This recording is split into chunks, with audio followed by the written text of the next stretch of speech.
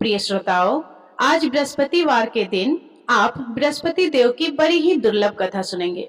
इस कथा को सुनने से भक्तों की सभी मनोकामनाएं भगवान बृहस्पति देव की कृपा से पूर्ण हो जाती है। तो आइए बड़े ही श्रद्धा और प्रसन्नचित मन से इस कथा को सुनते हैं। भारतवर्ष में एक प्रतापी और दानी राजा राज्य करता था। वह नित्य गरीबों और ब्राह्मणों की सहायता करता था। यह बात उसकी रानी को अच्छी नहीं लगती थी। वह ना ही गरीबों को दान देती और ना ही भगवान का पूजन करती थी और राजा को भी दान देने से मना करती थी। एक दिन राजा शिकार खेलने वन को गए हुए थे, तो रानी महल में अकेली थी।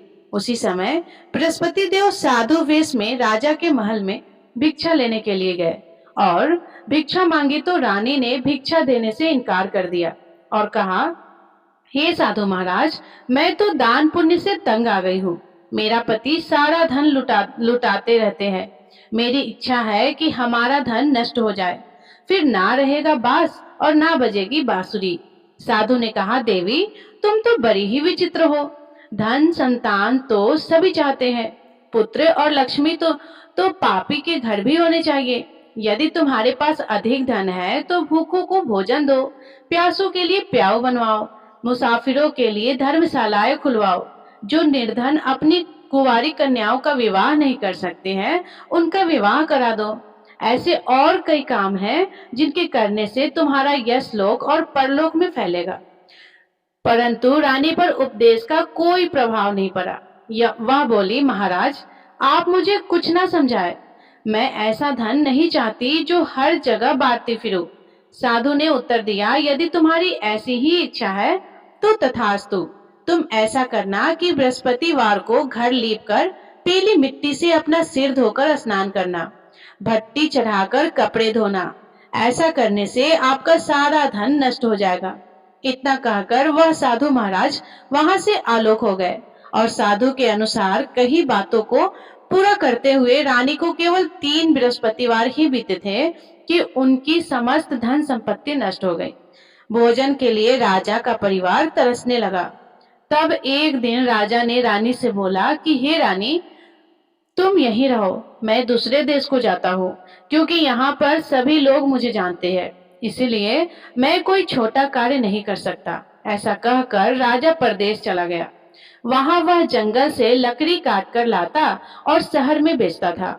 इस तरह वह अपना जीवन व्यतीत करने लगा। इधर राजा के परदेश जाते ही रानी और दासी दुखी रहने लगी। एक बार जब रानी और दासी को 7 दिन तक बिना भोजन के रहना पड़ा, तो रानी ने अपनी दासी से कहा, हे दासी, पास ही के नगर में मेरी बहन रहती है। वह बड़ी धनवान है। तू उसके पास जा और कुछ लेकर आ, ताकि थोड़ा बहुत गुजर बसर हो सके।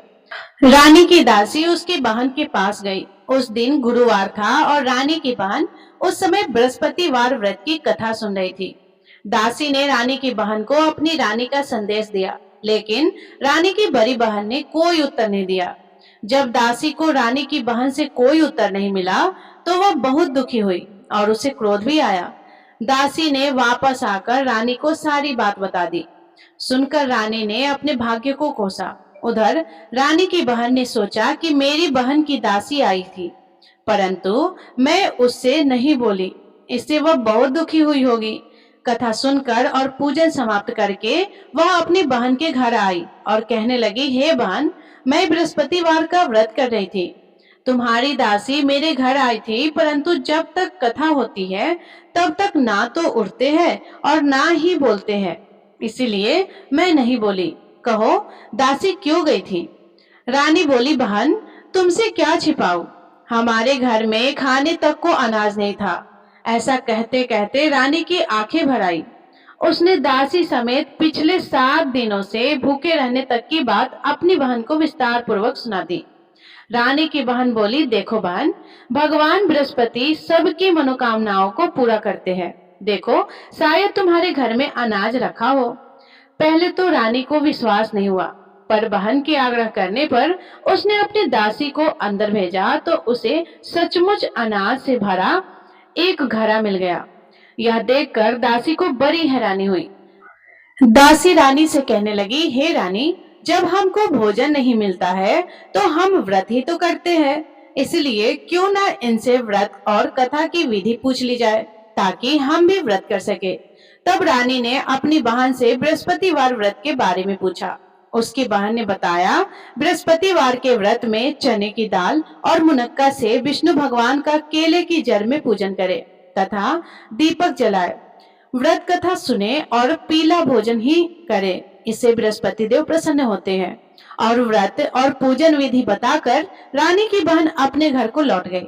7 दिन के बाद जब गुरुवार आया तो रानी और दासी ने व्रत रखा। गुड़साल में जाकर चना और गुड़ लेकर आई, फिर उससे केले की जड़ तथा विष्णु भगवान का पूजन किया। अब पीला भोजन कहाँ से आए, इस बात को लेकर दोनों बहुत दुखी थी, क्योंकि उन्होंने व्रत रखा था, इसीलिए बृहस्पति देव उनसे प्रसन्न थे। इसलिए वे एक साधारण व्यक्ति का रूप धारण करके 2 थालों में सुंदर पीला भोजन दासी को दे गए। भोजन पाकर दासी बहुत प्रसन्न हुई और फिर रानी के साथ मिलकर भोजन किया। उसके बाद वे सभी गुरुवार को व्रत और पूजन करने लगी। बृहस्पति भगवान की कृपा से उनके पास फिर से धन संपत्ति आ गई, परंतु रानी फिर से पहले की तरह आलस करने लगी। तब दासी बोली, देखो रानी, तुम पहले भी इस प्रकार आलस करती थी, तुम्हें धन रखने में कष्ट होता था, इस कारण सभी धन नष्ट हो गया, और अब जब भगवान बृहस्पति की कृपा से धन मिला है तो तुम्हें फिर से आलस्य होता है।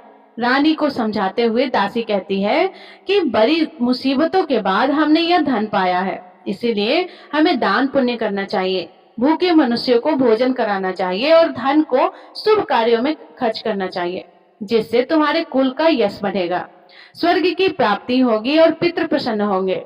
दासी की बात मानकर रानी अपना धन शुभ कार्यों में खर्च करने लगी, जिससे पूरे नगर में उसका यश फैलने लगा। उधर एक दिन राजा दुखी होकर जंगल में एक पेड़ के नीचे आसन जमाकर बैठ गया। वह अपनी दशा को याद करके व्याकुल होने लगा। बृहस्पतिवार का दिन था। एकाएक उसने देखा कि निर्जल वन में एक साधु प्रकट हुए। वह साधु वेश में स्वयं बृहस्पति देव थे। लकड़हारे के सामने आकर बोले, हे लकड़हारे, इस सुनसान जंगल में तू इतना चिंता मग्न क्यों बैठा है? लकड़हारे ने दोनों हाथ जोड़कर प्रणाम किया और उत्तर दिया कि महात्मा जी, आप सब कुछ जानते हैं, मैं क्या कहूँ। यह कहकर रोने लगा और साधु को अपनी आत्मकथा सुनाई। महात्मा जी ने कहा, तुम्हारी स्त्री ने बृहस्पतिवार के दिन बृहस्पति भगवान का निरादर किया है, जिसके कारण रुष्ट होकर उन्होंने तुम्हारी यह दशा कर दी है।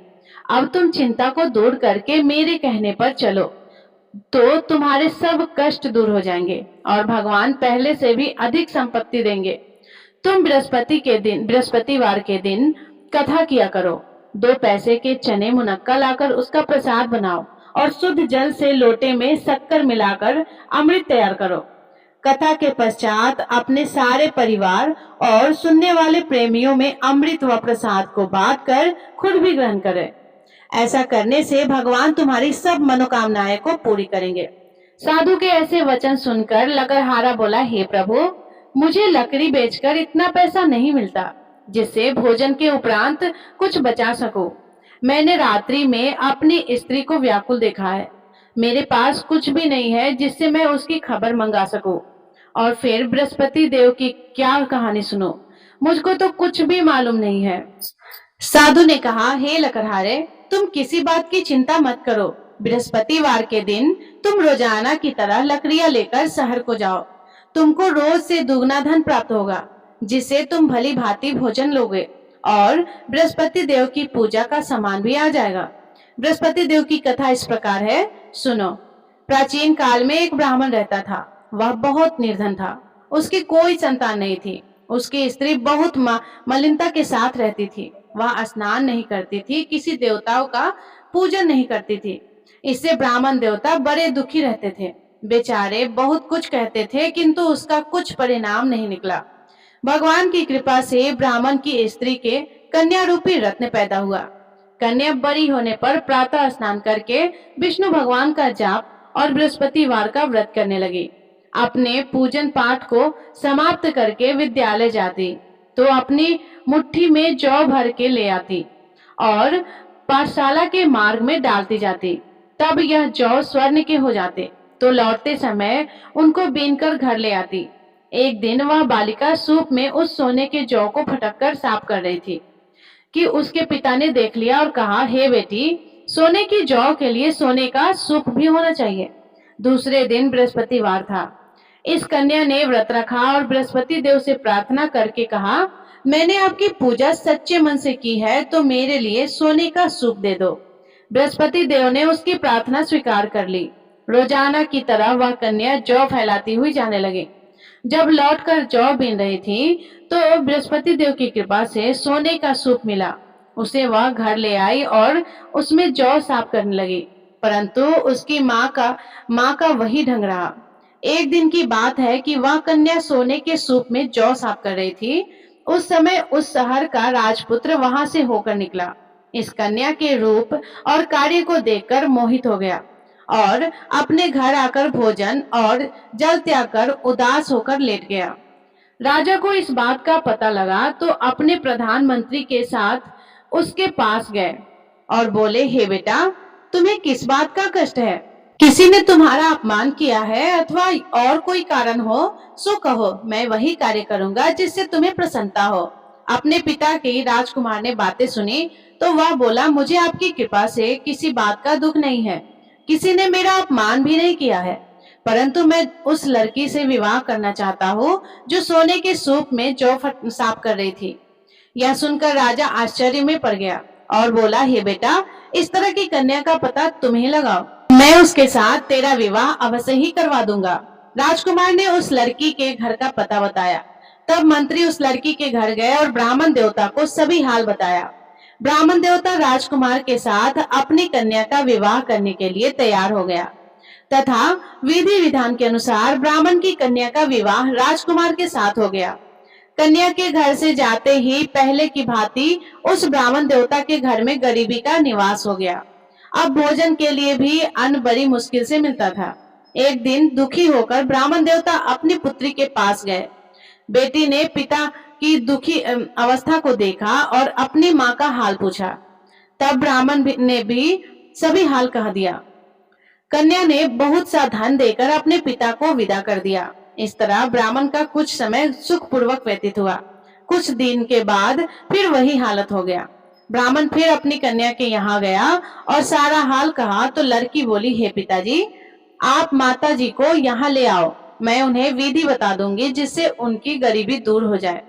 वह ब्राह्मण देवता अपने स्त्री को साथ लेकर पहुंचे तो अपनी माँ को समझाने लगी कि हे माँ, तुम प्रातः काल प्रथम स्नान आदि करके विष्णु भगवान का पूजन करो तो सब दरिद्रता दूर हो जाएगी।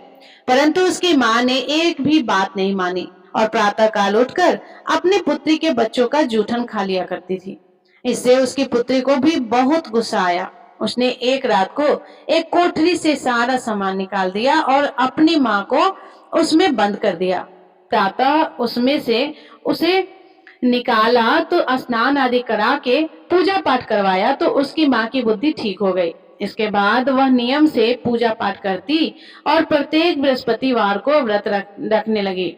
इस व्रत के प्रभाव से उसकी माता और पिता बहुत ही धनवान और पुत्रवान हो गए और बृहस्पति देवता के प्रभाव से इस लोक के सुख को भोगकर अंत में स्वर्ग को प्राप्त हुए। इस तरह कहानी कहकर साधु देवता वहां से अंतर्ध्यान हो गए। धीरे धीरे समय व्यतीत होने पर फिर वही बृहस्पतिवार का दिन आया। लकड़हारा जंगल से लकड़ी काटकर किसी शहर में बेचने गया। उसे उस दिन और दिन से अधिक पैसा मिला। राजा ने चना गुड़ आदि लाकर गुरुवार का व्रत किया। उस दिन से उसके सभी क्लेश दूर हो गए। परंतु जब दोबारा गुरुवार का दिन आया तो बृहस्पतिवार का व्रत करना भूल गया। इस कारण बृहस्पति भगवान नाराज हो गए।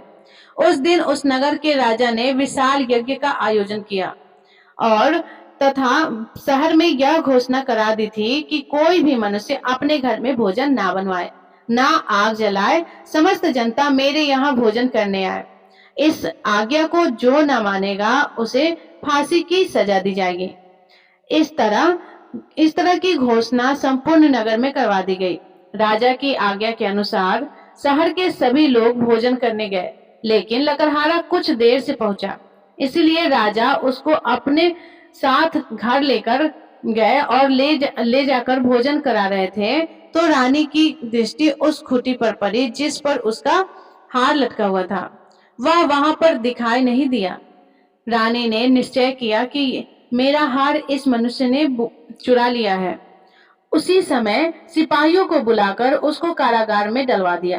तब लकड़हारा कारागार में पड़ गया और बहुत दुखी होकर विचार करने लगा कि ना जाने कौन से पूर्व जन्म के कर्म हैं, मुझे यह दुख प्राप्त हुआ है। और उसी साधु को याद करने लगा जो कि जंगल में मिला था।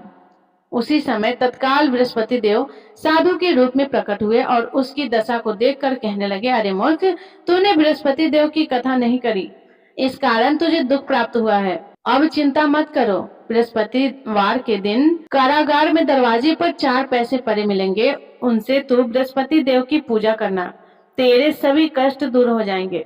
बृहस्पतिवार के दिन उसे 4 पैसे मिले। लकड़हारे ने कथा कही।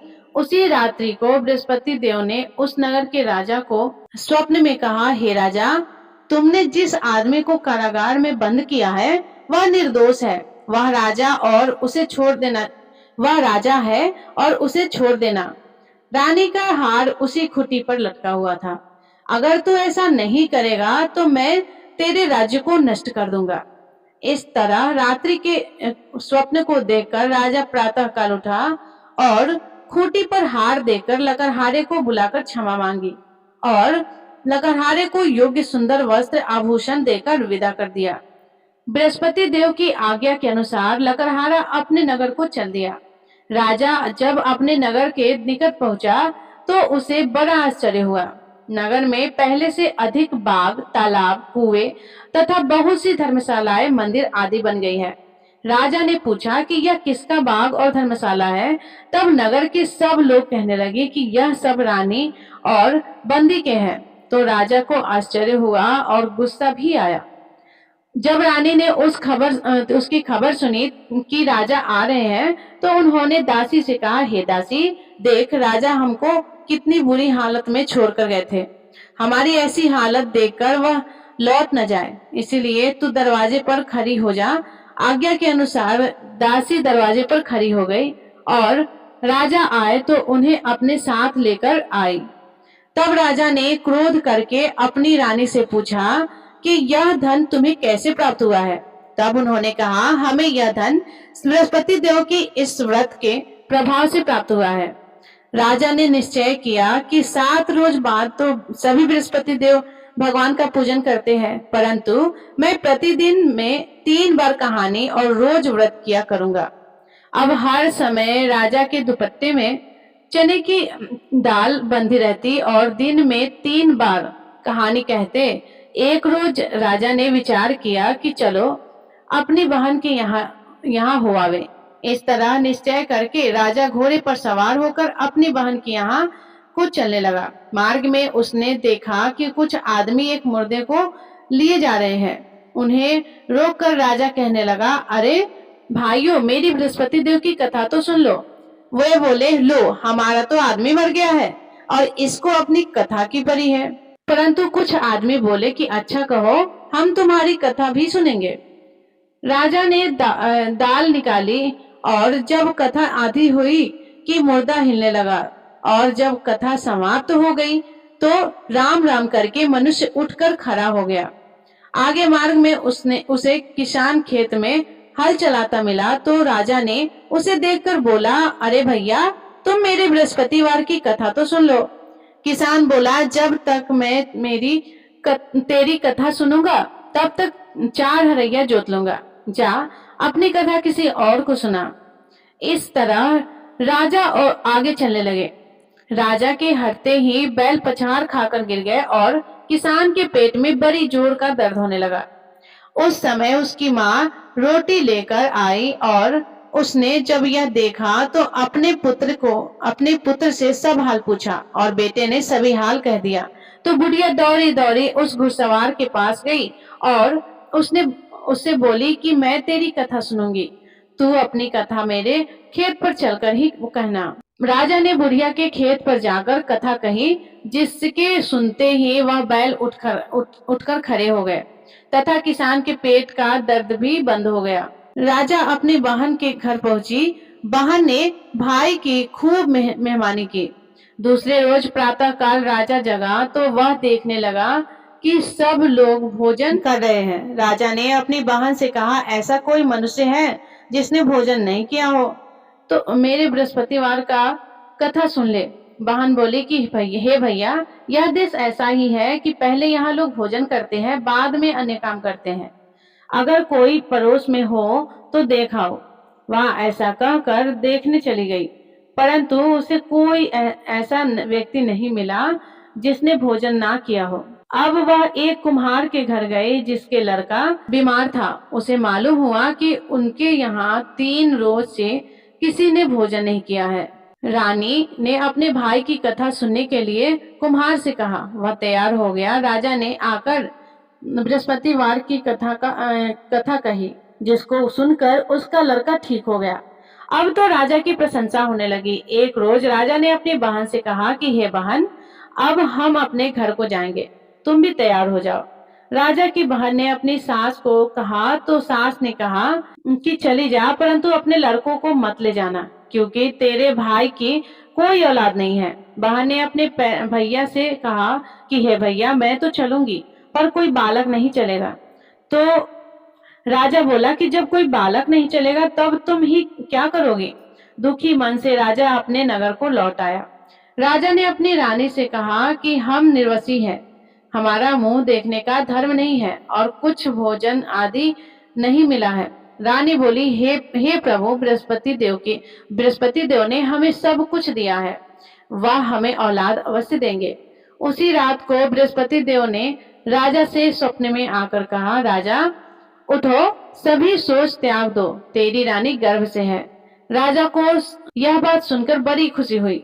9वें महीने में उसके गर्भ से एक सुंदर सा पुत्र पैदा हुआ। तब राजा बोला कि हे रानी, स्त्री बिना भोजन के रह सकती है, पर बिना कहे नहीं रह सकती। जब मेरी बहन आएगी तुम उससे कुछ मत कहना। रानी ने सुनकर हाँ कर दिया। जब राजा की बहन ने यह शुभ समाचार सुना तो वह बहुत खुश हुई और बधाई लेकर अपने भाई के यहाँ आई। तभी रानी ने कहा कि घोड़ा चढ़कर तो नहीं आई हो, गधा चढ़कर आई हो। राजा की बहन बोली, भाभी, मैं इस प्रकार ना कहती तो तुम्हें औलाद कैसे मिलता।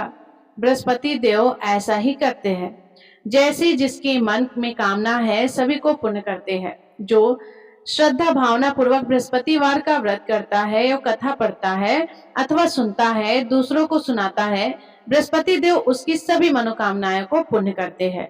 बृहस्पति देव उनकी सदैव रक्षा करते हैं। जो संसार में श्रद्धा भावना और सच्चे हृदय से बृहस्पति देव की पूजा करते हैं, उनकी सभी मनोकामनाएं उसी प्रकार पूर्ण होती है जैसे राजा और रानी ने बृहस्पति देव की कथा का गुणगान किया। उसकी सभी इच्छाएं बृहस्पति देव ने पूर्ण की। मनुष्य को हृदय से उनका मनन करते हुए जयकारा करना चाहिए। तो प्रेम से बोलिए, बृहस्पति भगवान की जय। प्रिय श्रोताओं, अब आप भगवान बृहस्पति देव की आरती का श्रवण करें। ओम जय बृहस्पति देवा, स्वामी जय बृहस्पति देवा, छिनी छिनी भोग लगाओ, कदली फल मेवा। ओम जय बृहस्पति देवा, तुम पूर्ण परमात्मा, तुम अंतर्यामी, जगत पिता जगदीश्वर, तुम सबके स्वामी। ओम जय बृहस्पति देवा, चरणामृत निज निर्मल, सब पातक हरता, सकल मनोरथ दायक, कृपा करो भरता। ओम जय बृहस्पति देवा, तन मन धन अर्पण कर, जो जन शरण परे, स्वामी जो जन शरण परे, प्रकट तब प्रभु प्रकट तब हो करे, आ करे द्वार खरे। ओम जय बृहस्पति देवा दीन दयाल दयानिधि भक्तन हितकारी स्वामी भक्तन हितकारी पाप दोष सब हरता भव बंधन हारी ओम जय बृहस्पति देवा सकल मनोरथ दायक सब संशय तारो विषय विकार मिटाऊ संतन सुखकारी ओम जय बृहस्पति देवा जो कोई आरती तेरी प्रेम सहित गावे ज्येष्ठ आनंद बंद सो निश्चय ही फल पावे ओम जय बृहस्पति देवा ओम जय बृहस्पति देवा स्वामी जय बृहस्पति देवा छिनी छिनी भोग लगाओ कदली फल मेवा ओम जय बृहस्पति देवा। सभी प्रेम से बोलिए भगवान बृहस्पति देव की जय। प्रिय श्रोताओं, अगर आपको आज की वीडियो पसंद आई हो तो वीडियो को लाइक करके चैनल को सब्सक्राइब जरूर कीजिएगा। धन्यवाद। राधे राधे।